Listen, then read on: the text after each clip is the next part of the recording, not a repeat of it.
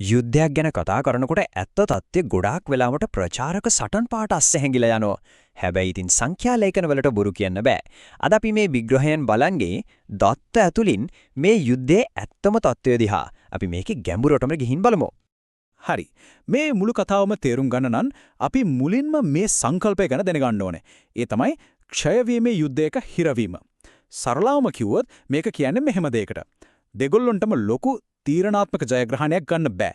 ඉතින් ඒ වෙනුවට කරන්නේ අනිත් පාර්ශ්වයට දිගින් දිගටම පාඩු සිදු කරලා එයාලව ටිකින් ටික දුර්වල කරලා හෙම්බත් කරන එක. මේක දීර්ඝ කාලයක් ඇදෙන යුද තත්ත්වයක්. ඒත් මේ කියන කුරිරු ගණිතය මේ කතා කරන සංඛ්‍යා දත්ත ඇත්තටම යුද විමේදී අපිට පේන්නේ කොහොමද? හොඳයි. අපි එහෙනම් මුලින්ම බලමු භූමිය වෙනුවෙන් යන සටන ගැන.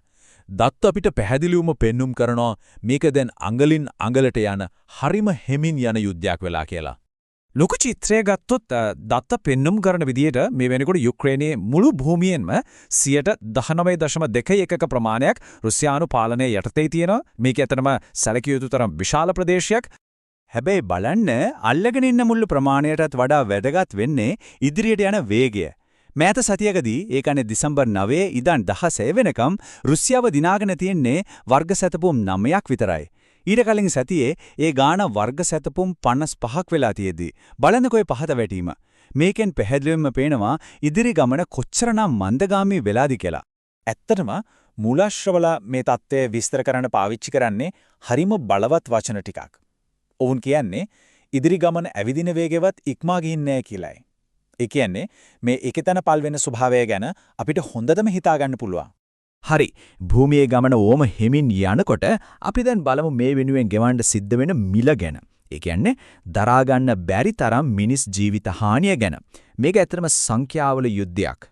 මෙන්න මෙතනදී තමයි ඇත්තටම කම්පනයක් ඇති වෙන සංඛ්‍යා දත්ත අපිට දකින්න ලැබෙන්නේ වාර්තා වෙන්නේ විදියට රුසියානු පාර්ශ්වයේ මුළු හානිය. ඒ කියන්නේ මියගිය සහ තුවාල ලැබූ හැමෝගෙම එකතුව ආසන්න වශයෙන් මිලියන 1.19ක්.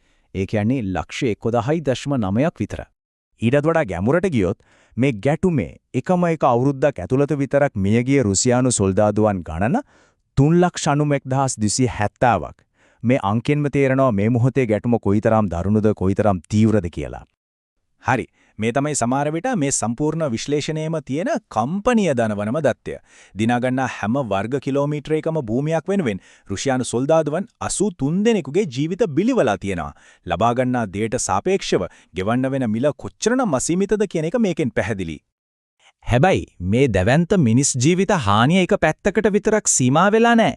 යුක්‍රේන හමුදාවට වගේම විශේෂයෙන්ම සිවිල් වැසියන්ටත් මේකෙන් වෙලා තියෙන විනාශය අතිමහත්.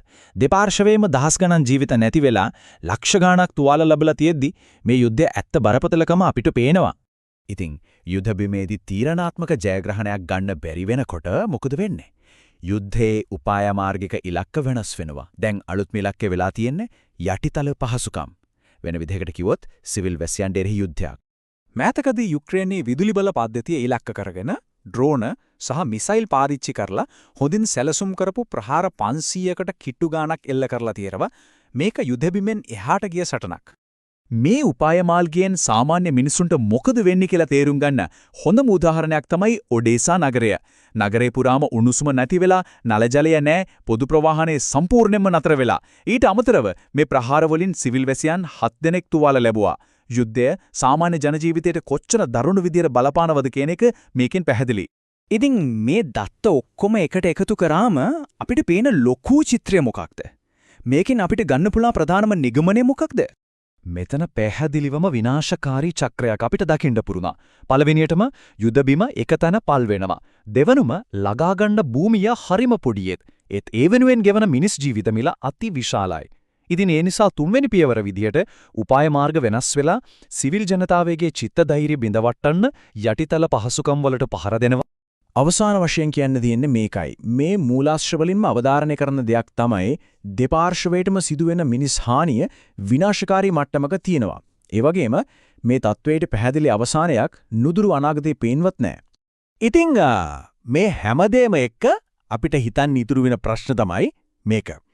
ජයග්‍රහණ අඩිගානින් මනින ඒත් පාඩු මනින්නේ මිනිස් ජීවිත ගානින් වෙන මෙවැනි යුද්ධයක ඇත්තටම ඉදිරි මාවත කුමක් වෙන්න පුළුවන්ද?